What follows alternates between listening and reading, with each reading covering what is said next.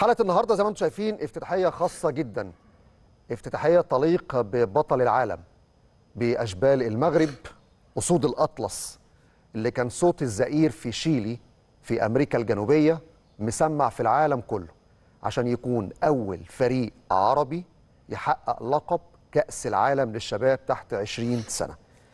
احترموهم، اشتغلوا واجتهدوا وعملوا ونجحوا. أي نجاح استحالة يكون وليد الصدفة، أي نجاح بيكون وليد شغل واجتهاد وعمل دؤوب على مدار سنوات طويلة جدا.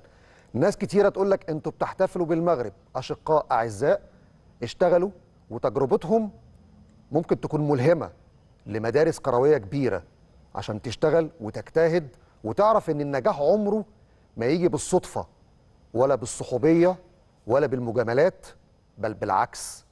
حرصك على مصلحة بلدك وانك تنجح وتستفيد بامكانيات بلدك في النهاية هتخلي اسم بلدك رقم واحد. عارف يعني ايه منتخب عربي يكسب كأس العالم للشباب؟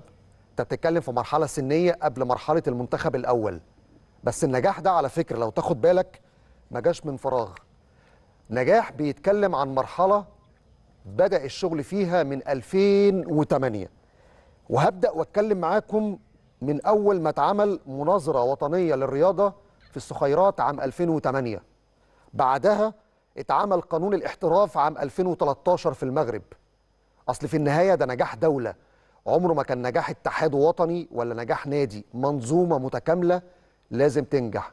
فلما تعمل مناظرة وطنية للرياضة في عام 2008 وينزل يبقى في قانون وتشرع قانون الاحتراف عام 2013 وتعمل أكاديمية محمد السادس لكرة القدم في السنوات الماضية، في النهاية هتلاقي نتاج كل ده نجاحات متتالية في سنوات بنشوف فيها إنجازات عظيمة جدا للكرة المغربية.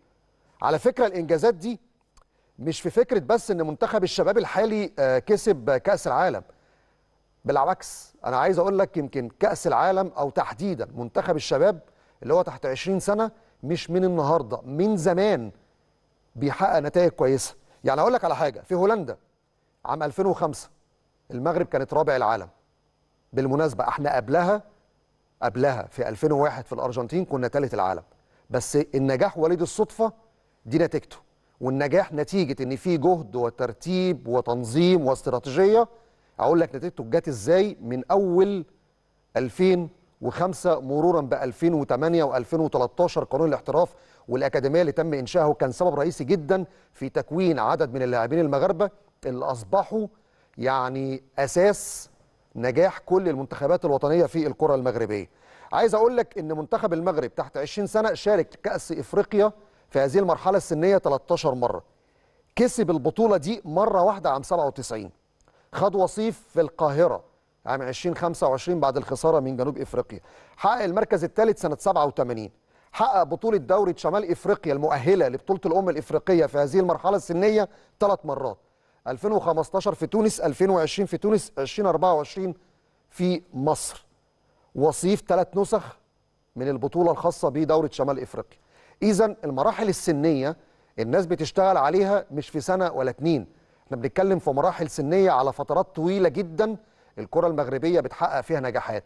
أكتر مرحلة سنية فيها نجاحات في الكرة المغربية هي مرحلة الشباب تحت 20 سنة. خد بالك النقلة النوعية اللي حصلت في الكرة المغربية مش بس على المستوى الفني، لا ده حتى على المستوى الإداري. لما المغرب تفتتح المكتب الإقليمي للاتحاد الدولي في الرباط في سلا من حوالي شهرين 3، يبقى إذن هنا أنت عندك منظومة بتشتغل مش بس على نجاح المنتخبات، لا ده بتشتغل كمان على نجاح فكرة ان المنظومة كلها تكون هي بؤرة الأحداث والمتابعة من خلال أكبر مؤسسة على مستوى العالم الاتحاد الدولي، بحيث لما يكون متابع للكرة الإفريقية يكون مركزه الرئيسي والأساسي في القارة الإفريقية من المغرب. المكتب الإقليمي للفيفا موجود في المغرب. كل ده شغل ما بيجيش صدفة، كل ده شغل بيقول ان في ناس بتجتهد، ومش نجاح منظومة الوان مان شو، لا نجاح منظومة متكاملة. النهاردة لما تبص على المدربين الوطنيين اللي بيقودوا الكرة المغربية أسامي مختلفة، يعني عندك مثلا فريق ال 20 سنه بطل العالم امبارح محمد وهبي، عندك كاس العالم 17 سنه اللي هتتلعب في قطر نبيل بهي، كاس العرب في قطر طارق السكتيوي، المدير الفني للمنتخب الاول رابع العالم في قطر 2022 واللي عنده منافسات كاس افريقيا على ارضه ووسط جمهوره وليد الركراكي. فانت بتتكلم عن 4 مدربين مغاربه وطنيين بيقودوا المنتخبات الوطنيه في المغرب في السنوات الاخيره. اخر 3 4 سنين في استقرار. بس قبل ما تختار المدرب الوطني انت اهلت المدرب الوطني، انت ساعدت المدرب الوطني، ما عملتلوش حاجه اسمها دوره المسار السريع.